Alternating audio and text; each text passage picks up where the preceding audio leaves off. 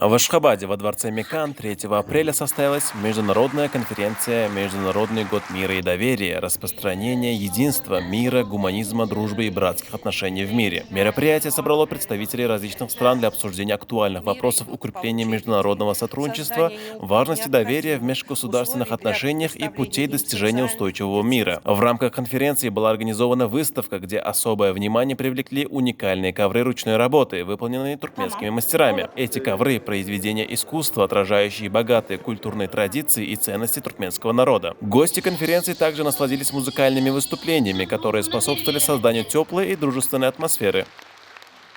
Сегодня в Самарканде проходит встреча 5 глав государств Центральной Азии, включая нашего уважаемого президента Сердара Бердымухамедова. Встречи эти происходят с Европейским Союзом и в том числе с руководством нашего банка, Европейского банка реконструкции и развития.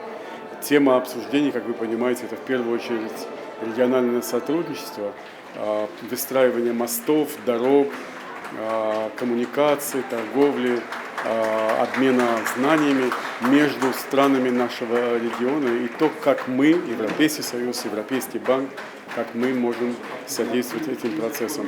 Этот год, это особый год, это год, который объявлен годом мира, годом доверия, и мы очень надеемся, что в этом году нам удастся достичь важных результатов на пути выстраивания еще более плодотворного сотрудничества в нашем регионе. Мы, как Европейский банк, постараемся всячески этому содействовать.